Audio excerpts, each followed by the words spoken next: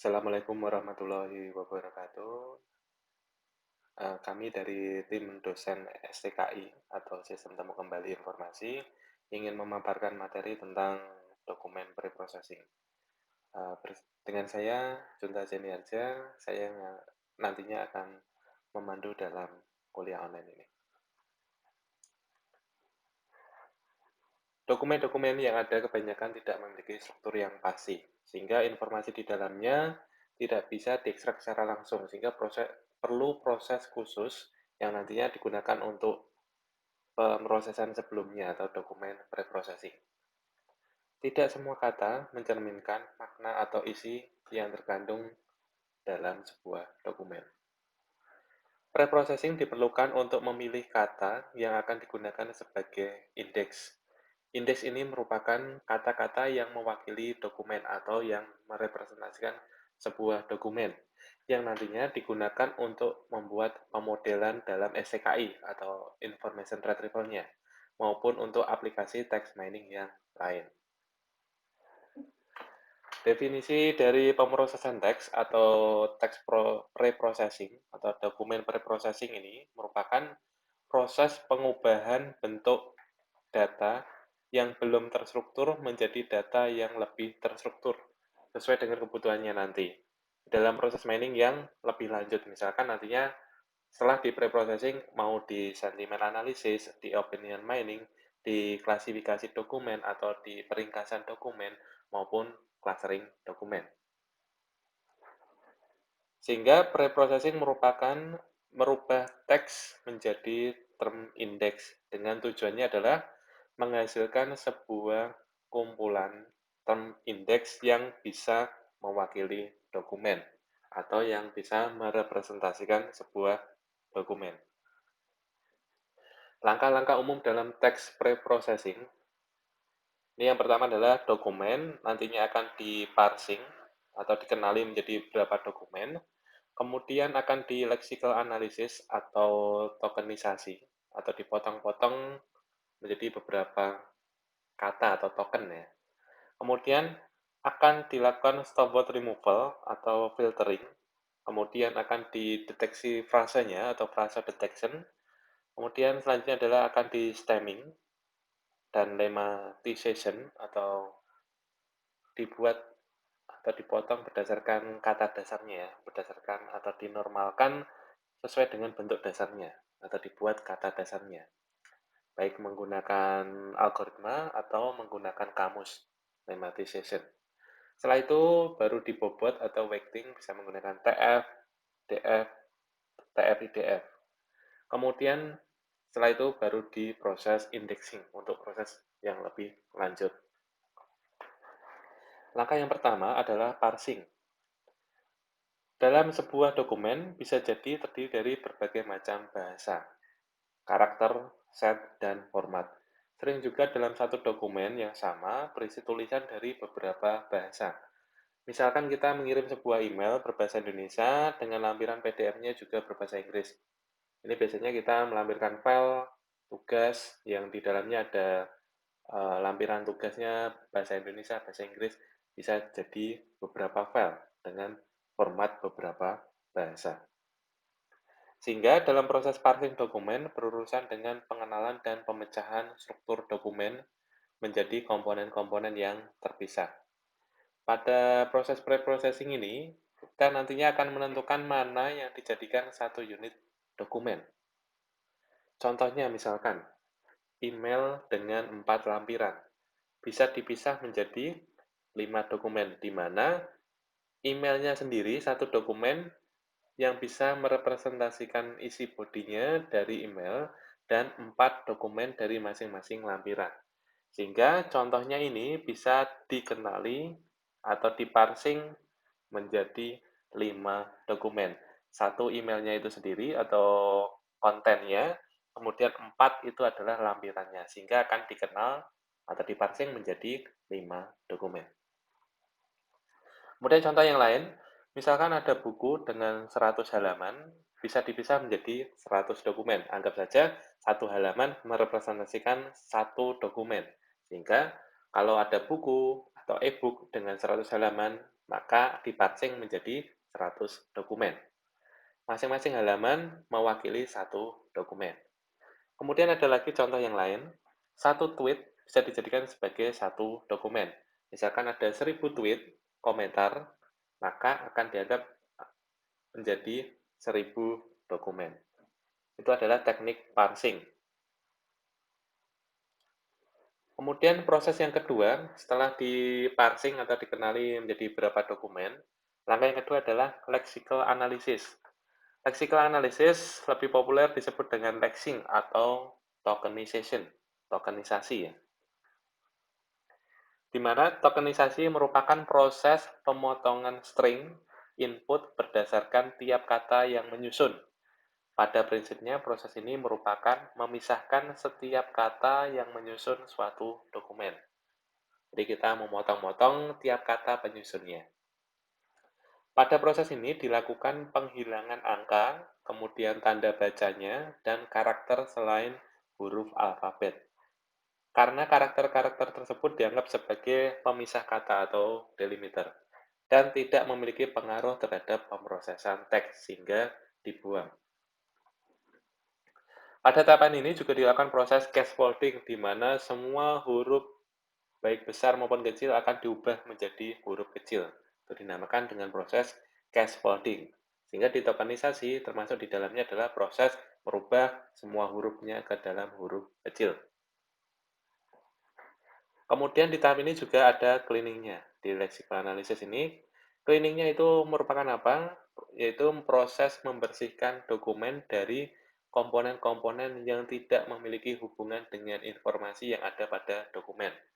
Misalkan kita mengambil file crawling atau scraping, web scraping ya, dari Twitter, dari YouTube, itu kan ada tag-tag HTML ya, tag HTML-nya atau mungkin script-nya, script JavaScript atau mungkin berisi tag-tag yang lain itu yang tidak penting dibersihkan. Kemudian ada tweet, retweet misalkan itu juga dibersihkan karena tidak penting ya, tidak mengandung informasi. Kemudian pada saat tokenisasi kita akan mengenal beberapa istilah ya. Yang pertama misalkan ada teks apakah Culo dan Boyo bermain bola di depan rumah Boyo. Yang istilah pertama adalah token. Token merupakan kata-kata yang dipisah-pisah dari teks aslinya tanpa mempertimbangkan adanya duplikasi. Sehingga kita memotong-motong tiap kata yang menyusunnya tanpa mempertimbangkan duplikasi atau yang sama masih dianggap ada gitu ya. Jadi masih digunakan. Contohnya seperti ini, contohnya teksnya tadi, apakah Culo dan Boyo bermain bola di depan rumah Boyo? Ini kan Boyo muncul 2 kali, maka tetap ditulis ya.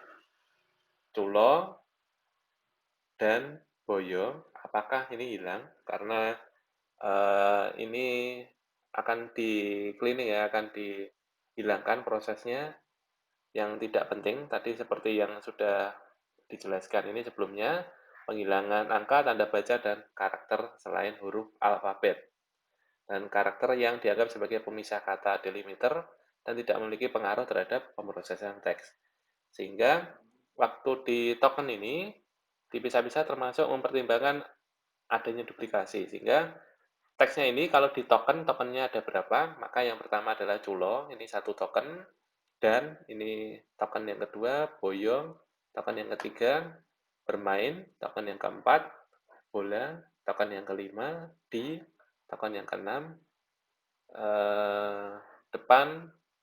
Token yang ketujuh, 8 tokennya rumah, 9 tokennya yang Boyo. Sehingga ada 1, 2, 3, 4, 5, 6, 7, 8, 9. 9 token yang ada di sini. Dengan Boyonya ini ada 2 ya. Duplikasi tetap dianggap token yang berbeda. Kemudian yang selanjutnya adalah type. Type merupakan token yang memperhatikan adanya duplikasi kata. Sehingga ketika ada kata yang duplikasi hanya dituliskan sekali saja. Sehingga tadi yang boyonya ada 2 jadi 1 kali. Sehingga ada 1, 2, 3, 4, 5, 6, 7, 8. Hanya ada 8 type. Itu perbedaan antara token dengan type. Kalau token masih mempertimbangkan duplikasi, kalau type sudah tidak mempertimbangkan duplikasi. Kemudian yang selanjutnya, ini ya perbedaannya token dan type, bahwa token masih ada kata yang duplikat, kalau type tidak ada, sudah dihilangkan. Kemudian yang selanjutnya adalah term. Term merupakan type yang sudah dinormalisasi atau dilakukan proses stemming, filtering, dan sebagainya. Normalisasi di sini lebih ke bentuk dasarnya atau kata dasarnya. Sehingga tadi culo, culo masuk, dan itu akan difiltering karena termasuk stop word removal, dannya hilang. Kemudian boyo, boyo masuk, bermain, bermain kena stemming, jadi menjadi main, jadi main ya. Kemudian bola, bola masuk ini, kemudian di hilang karena di filtering hilang ya, karena termasuk stop word. Di depan, depan masuk, rumah, rumah masuk, boyo, boyo sudah hilang karena tadi sudah di type duplikat hilang. Sehingga dari teksnya ini ada berapa term? Ada 1, 2, 3, 4, 5, dan 6. Hanya ada 6 term. Sehingga perbedaannya adalah kalau menggunakan token, di token-token ada 9, kemudian di type ada 8, yang duplikatnya dihilangkan, kemudian setelah itu term di filtering, tambahkan di filtering. Itu kata-kata softword removal, yang mengandung kata stop list dihilangkan, yaitu menghilangkan dan di tanda baca ini ya, ini sudah hilang dari pertama tadi token. Sehingga tokennya ada 9, type ada 8, dan termnya ada 6. Nah, itu. Kemudian contoh tokenisasi, misalkan untuk teks English-nya, they are applied to the word in the text. Ini dari sini, they are applied to the word in the text. Maka waktu di token menjadi 1, 2, 3, 4, 5, 6, 7, 8, 9. Ada 9 token ya, ini contoh.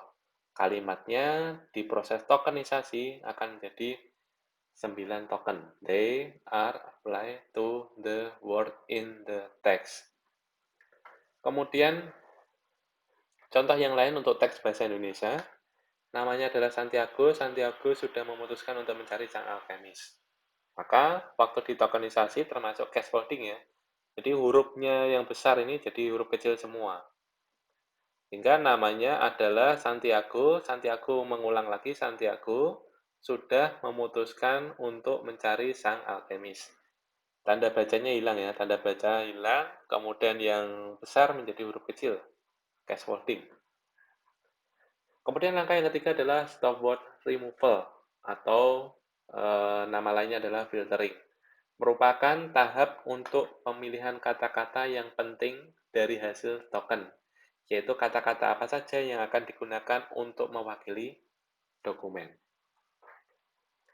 Biasanya menggunakan algoritma stop list, di mana stop list atau dikenal dengan kata-kata stop word ya, merupakan kata-kata yang tidak deskriptif atau tidak penting yang dapat dibuang dengan pendekatan back of word. Sehingga stop list ini adalah kata-kata yang tidak memiliki arti, sehingga boleh dibuang. Kita memiliki database kumpulan kata-kata yang tidak deskriptif atau tidak penting. Kemudian kalau hasil tokenisasi itu ada yang merupakan kata tidak penting dalam database, maka hasil tokenisasinya itu dibuang saja. Contoh stop word atau stop list adalah I'm, you, want, to, they are, to, the, in, dan seterusnya. Kemudian contohnya ini, untuk software removal dari hasil tokennya ini, they, hilang, are, hilang, apply, tetap masih ada, to, hilang, the, hilang, word, masih, in, hilang, the, hilang, dan text, masih. Sehingga ini hasil tokennya, they are applied to the word in the text, ini hasil tokennya, kalau di filtering, maka hanya ada 3, applied, word, dan text. Itu hasil dari stop word removal. Kemudian Untuk algoritma stop list bahasa Indonesia yang tadi, contoh stop word-nya adalah untuk, sang, sudah, adalah, dan seterusnya. Contohnya di sini tadi namanya adalah Santiago. Santiago sudah memutuskan untuk mencari sang alkemis. Kalau ini hasilnya di token, kemudian waktu di filtering, maka adalah hilang. Adalah ini tidak penting ya, stop list, hilang. Santiago masih, Santiago sudah hilang, sudah memutuskan, masih tetap memutuskan untuk hilang, mencari masih, sang hilang, dan alkemis juga masih. Sehingga ini hasil tokennya. Kemudian waktu di filtering, tinggal namanya Santiago, Santiago memutuskan mencari alkemis.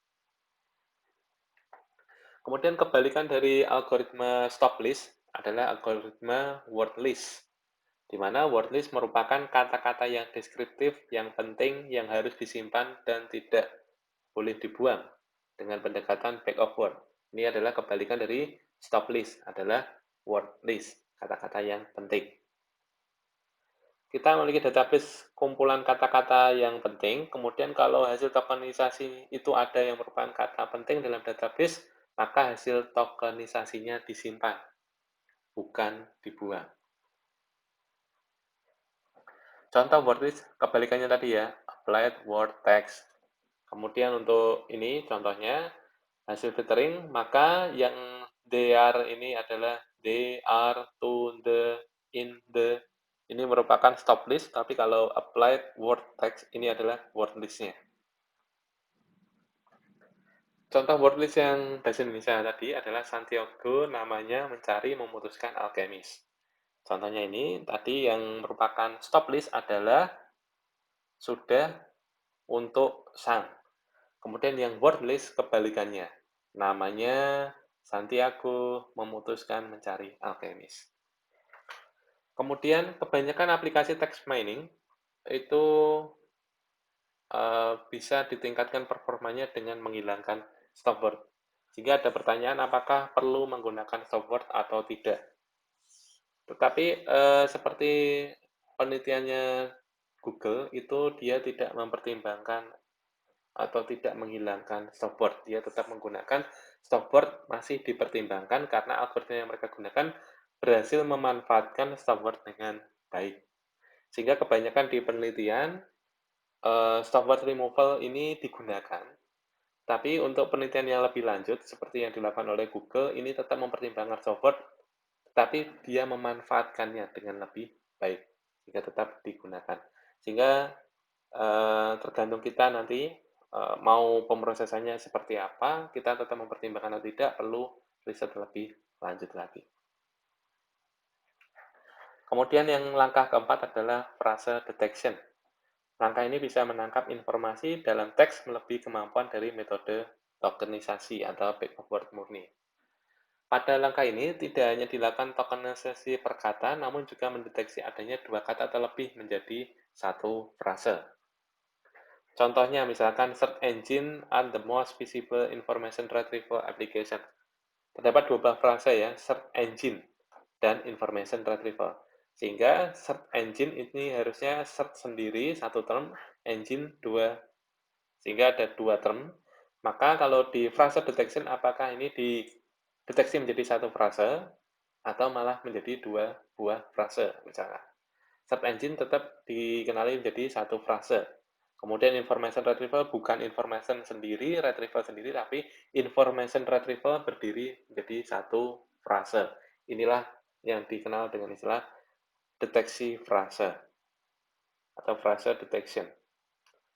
Frase detection bisa dilakukan dengan beberapa cara. Bisa menggunakan rule atau aturan, misal dengan menganggap dua kata yang sering muncul berurutan dikenal sebagai frase. Bisa dengan sintaktik analisis dan kombinasi keduanya.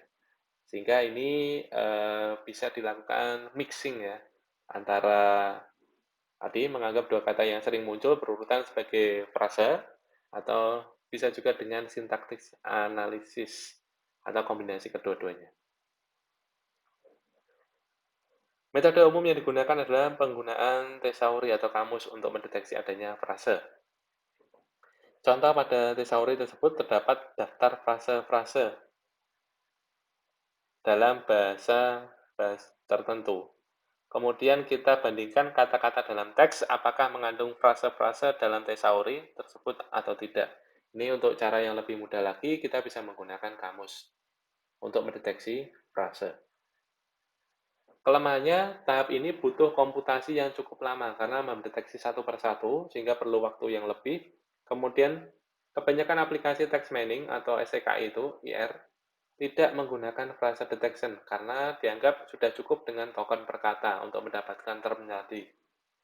Akan tetapi sebenarnya pemanfaatan frase ini akan meningkatkan ketepatan ya, ketepatan meningkatkan akurasinya dalam pre-processing. Tapi kelemahannya tadi perlu waktu komputasi yang cukup lama.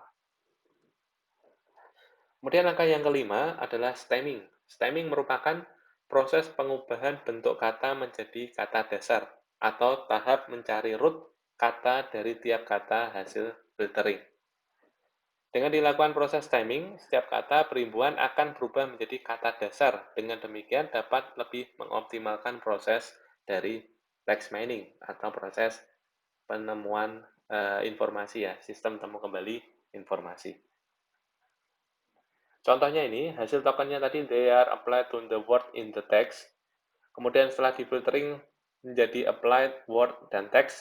Kemudian di stemming akan menjadi apply. Ininya hilang ya. Jadi kata kerja aja, word, S-nya hilang. Kemudian text, ini S-nya hilang. Jadi ini jamak jadi tunggal di proses stemming. Kemudian kalau yang bahasa Indonesia namanya adalah Santiago. Santiago sudah memutuskan untuk mencari sang alkemis. Di filtering namanya adalahnya hilang, sudah hilang untuk sang hilang. Sehingga tinggal hasil filteringnya namanya Santiago. Santiago memutuskan mencari alkemis. Kemudian hasil stemming namanya jadi nama karena di stemming ya, kata dasar. Santiago tetap Santiago, memutuskan jadi putus, mencari jadi cari, alkemis tetap alkemis. Inilah hasil stemmingnya. Untuk implementasi proses stemming sangat beragam tergantung dengan bahasa dari dokumennya. Misalkan ada bahasa Inggris, bahasa Inggris dan Indonesia bisa menggunakan algoritma Porter-Stemmer. Kemudian untuk bahasa Indonesia sendiri bisa menggunakan stemming untuk Arifin Setiono atau Nazif Adriani. Ini khusus stemming dengan bahasa Indonesia, algoritma Arifin Setiono dan Nazif Adriani. Kemudian yang Arabik bisa menggunakan stemming Koja. Untuk algoritmik sendiri, yaitu membuat sebuah algoritma yang dapat mendeteksi imbuhan. Tadi ya, mendeteksi imbuhan. Misalkan namanya, kalau ketemu kata namanya, maka akan dihilangkan akhirannya, nya, sehingga tinggal nama. Itu adalah proses untuk algoritmik untuk mendeteksi imbuhan. Kalau ketemu imbuhan, maka akan dibuang. Contohnya Porter algorithm, misalkan ini ya, SSES menjadi SS saja, IS menjadi I saja, SS tetap SS, S-nya hilang. Caresses jadi cares, Ponies jadi pony, cares jadi tetap cares, cats jadi cat. Ini contohnya untuk Porter algorithm, untuk bahasa Inggris ya. Kemudian kelebihannya dari metode algoritmik tadi relatif cepat, kekurangannya adalah beberapa algoritma terkadang salah mendeteksi imbuhan, sehingga ada beberapa kata yang bukan imbuhan tapi dihilangkan. Contohnya makan malah menjadi mak, an-nya malah dideteksi sebagai akhiran sehingga dibuang. Sehingga perlu metode untuk mengantisipasinya menggunakan lemmatization, yaitu stemming menggunakan kamus, dinamakan proses lemmatization. Menggunakan vocabulary dan morphological analysis dari kata untuk menghilangkan imbuhan dan dikembalikan ke bentuk dasar dari kata. Stemming ini bagus untuk kata-kata yang mengalami perubahan tidak beraturan, terutama dalam bahasa Inggris. Contohnya si tetap menjadi si, so, atau sin. Jika ada kata si, so, atau sin, maka dikembalikan ke bentuk aslinya yaitu si, misalkan. Algoritma Porter stemming merupakan algoritma yang paling populer ditemukan oleh Martin Porter pada tahun 80. Mekanisme algoritma tersebut dalam mencari kata dasar suatu kata perimbuhan yaitu dengan membuang imbuhan-imbuhan. atau lebih tepatnya akhiran pada kata-kata bahasa Inggris, karena dalam bahasa Inggris tidak mengenal awalan. Contohnya sini, misalkan hasil tokennya tadi they are applied to the word in the text, hasil filteringnya jadi applied word text, kemudian hasil stemmingnya jadi apply word text, kemudian untuk type-nya yang sama dihilangkan karena tidak ada yang sama, tetap ya. Kemudian termnya tadi bentuk dasarnya tetap apply word dan text. Kemudian untuk bahasa Indonesia tadi, tokennya namanya adalah Santiago. Santiago sudah memutuskan untuk mencari sang alkemis. Hasil filteringnya namanya Santiago memutuskan mencari alkemis. Namanya Santiago putus cari alkemis. Ini stemming sudah dibentuk kata dasarnya. Akhirannya dibuang, kemudian ini awalan akhiran dibuang, awalannya dibuang. Kemudian type yang sama dihilangkan ya. Type tadi menghilangkan duplikat. Santiago-nya hanya satu. Ininya sama. Kemudian term tetap ya, nama karena ini bentuk dasar dinormalisasi.